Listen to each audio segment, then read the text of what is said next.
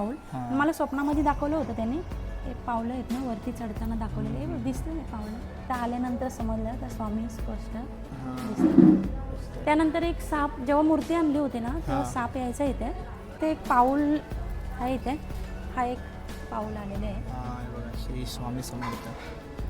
हे पाऊल मला स्वप्नामध्ये दाखवलं होतं त्यांनी. हे पावलं आहेत ना वरती चढताना दाखवलेले, हे दिसतं नाही पावलं, स्पष्ट दिसतात ना पावलं आहे ना. पावलं हे झाले. त्यानंतर गुरुवारच्या एक दिवशी मी हेच करायला आलो होतो पूजा. हे पण ना, हे बघा हां सर्व पावलांचंच आहे ते.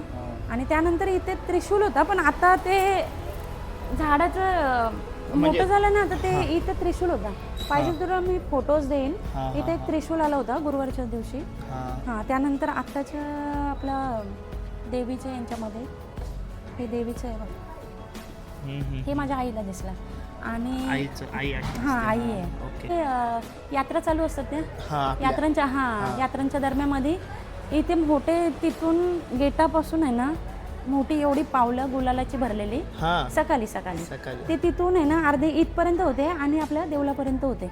एवढे मोठे मोठे होते पावलं मोठे एवढी मोठी पावलं आपले नाही. आता त्याचे फोटो होते, मी रिटर्न पाठवून देत आहेत. ती 6 महिन्यांनी आहे ना आम्ही असंच बसलेलं, ते दाखवायला म्हणून काढले. गुलाबाचे थोडेसे टिपके दिसतात, बाकी गायब झाले. त्या फोटोंमधून पण गायब झाले ते. त्यानंतर एक साप, जेव्हा मूर्ती आणली होती ना तेव्हा साप यायचा इथे आणि इथे नंतर होता, तर इथे पकडलं होतं त्याला. सर्पमित्राने पकडून नेला आणि त्यानंतर सुद्धा यायला लागला. नंतर म्हणजे मी स्वामींना बोललो का त्याला सोडून द्या, कारण तुमचं हे आहे ना, शेवटी तो पण सेवेकरी आहे, दर्शनाला येतो. त्या टायमिंगला त्याच दिवशी मला दुसऱ्या दिवशी स्वप्न पडलं, काही चेक्स घातलेला माणूस आला आणि गेटामध्ये येऊन सांगितलं का बाबा मी आनंद सोडला म्हणून. त्याला सोडलं. त्यानंतर दिसतोय नैवेद्य काढण्याचं दुपारच्या टायमिंगला बसलो होतो आणि स्वामींचं इथे आहे बोल दिसत होता, तर काहीतरी आहे. हे स्वामींचं स्पष्ट इथं आल्यानंतर समजलं तर स्वामी स्पष्ट